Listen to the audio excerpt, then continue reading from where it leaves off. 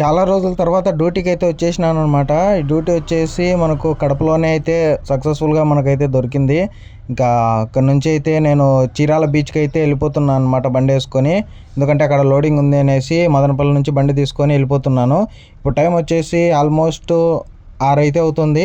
ఇప్పుడు చూడండి మంచు ఎలా కురుస్తుందో, చాలా ఎక్కువ ఉందన్నమాట. అసలు పొగ మంచు అసలు ఏం కనపరావట్లేదు. ఈ పొగ మంచులో డ్రైవ్ చేసేటప్పుడు చాలా జాగ్రత్తగా ఉండాలి.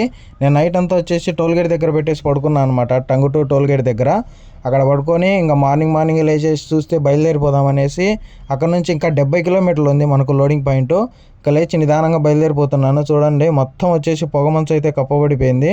ఇక్కడ వచ్చేసి సైడ్ ఆపేసాను అనమాట. ఇప్పుడు టైం వచ్చేసి ఎగ్జాక్ట్గా 7 అవుతుంది.